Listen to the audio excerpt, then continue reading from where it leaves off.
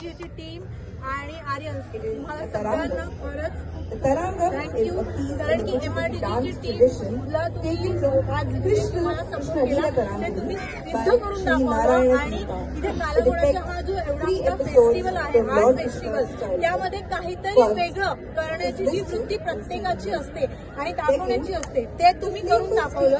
त्याच्यासाठी तुम्हाला खरंच. आणि अजून एक आपल्यामध्ये अलिबागची टीम आहे. गेल्या वर्षी त्यांनी डोम मध्ये प्रो गोविंदा सीझन 3 साठी खेळले होते, परंतु काही क्षणांनी त्यांच्यात पडले होते. कृणाल गोरले ऑल द वे अलिबाग वरून आलेला आहे आपल्यासाठी. कृणाल बोल शब्द तुझे पण होऊन जाऊ. बोल बोल, हरकत नाही, बोल, चांगला बोल ना, बोल काहीतरी बोल. आता आपण ऐका जिल्हास्तरीय बांधणी करतोय. आता कसं होणार, आपली जी दहीहंडी जी आहे प्रो होतो आपला प्रो, ठीक आहे, परंतु आता कसं होणार, जिल्हास्तरीय ही प्रत्येक जिल्ह्यामधून टॉप टीम येणार आणि मग तो संघर्ष होणार, ती स्पर्धा होणार राज्यस्तरीय. तर त्यासाठी तुम्ही सगळ्यांनी सतत खेळत राहा, एवढे आमचं फक्त मला मनापासून सांगते. प्रार्थना आहे की खेळत राहा. प्रार्थना का की ती आतून येते म्हणून. आणि आता असा हात जोडून पण सांगितलं, पण तुम्ही खेळत राहा. जसं क्रिकेट खेळता, बाकी सगळ्या गोष्टी खेळता ना, गोविंदा खेळला पाहिजे आपण. अजून कोण? विनायक प्लीज बोल ना. विनायक, अरे कुणाचं बोलतो? विनायक तू बोल. चला विनायक आपला जपाची देवी बांदेकरांचं विनायक. येस, नमस्कार. आर्यन गोविंदा पथक यांनी जे आपल्या दहीहंडीचं जे आपलं मूळ जे आपलं गाभा आहे तो कायम ठेवत त्यांनी स्पेनची जी आमची विला फ्रँका टीम आहे त्यांच्या जो आमचा जो दौरा होता त्यात जाऊन निखिल अवी हे तर होतेच आमच्यावर, त्यांनी शिकून त्याचं एक प्रात्यक्षिक दाखवलं. आणि हा पुढच्या सगळ्या टीमला, ज्या मुंबईच्या टीम आहेत किंवा महाराष्ट्राच्या जेवढे संघ आहेत त्यांना हे एक आदर्श आहे की आम्ही पण हे करू शकतो. कुठेतरी आता एक वेगळा बदल आपल्याला सगळ्या ह्या थरामध्ये दिसू शकतो किंवा ह्या ज्या येणारं जे आपलं दहीहंडीचं वर्ष आहे यावेळेला ह्या पद्धतीने देखील थर लावले जातील आणि हंडी फोडली जाईल.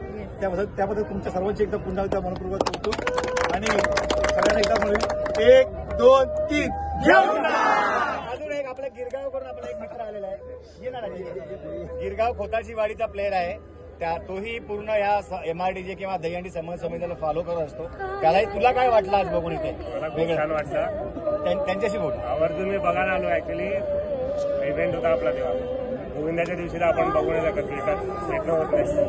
गेल्या रविवारी मिस झाला, बट यावर्षी तुम्ही येणार होता म्हणून खास आवर्जून आलो मी बघायला.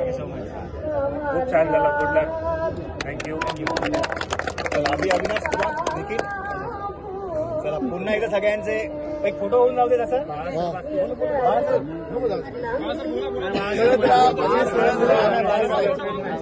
शेवटचा त्याला शेवटचा मागे बघतो कोण आहे का सचिन तू बोलला नाही. एवढे म्हणून एवढे थँक्स कमी पडतील. कारण का आता जो काही देखावा आपण आम्ही तर दहीहंडीवालेच आहोत, पण जे दहीहंडीवाले नाहीत ते लोक सुद्धा आपोआपच याच्यामध्ये जेवढे गुंतले होते की मी पाठीमागे मध्ये जरी वळून बघितलं तर पुढच्यावरचे लोक पण जरा उठून मागे बघू म्हणजे वळून बघत होते, आपले घर बघत होते. काही लोकांना माहिती आहे तर काही लोकांना, बऱ्याच लोकांना माहिती नाही नेमकी दहीहंडी काय. की आज आपण चांगल्या पद्धतीने लोकांसमोर मांडली.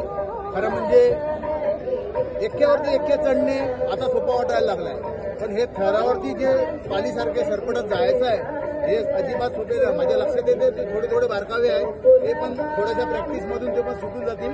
आणि उद्या जर स्पेनिश लोक यायचे तिकडे, 100-200 लोक येणार आहेत, त्यावेळेला तुमची मदत होईल. त्यांच्यासमोर तुम्हाला लढवूया.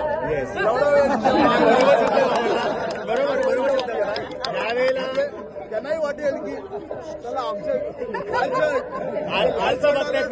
त्यांच्या म्हणजे असू दे त्यांच्या डोक्यात, पण आपण मित्र आहोत, आपण एकमेकाचे भाऊबंद आहोत. कारण ते पण किल्ले बनवतात तर आपण पण थर रचना करतो. दोघांचं काम एकच आहे म्हणून आणि आपण भाऊबंद आहोत. आणि त्यांच्या इकडे जेव्हा आपल्याला बघतो ना, आपल्याला क्रिकेटरपेक्षा जास्त मान आपल्याला तिकडे मिळतो.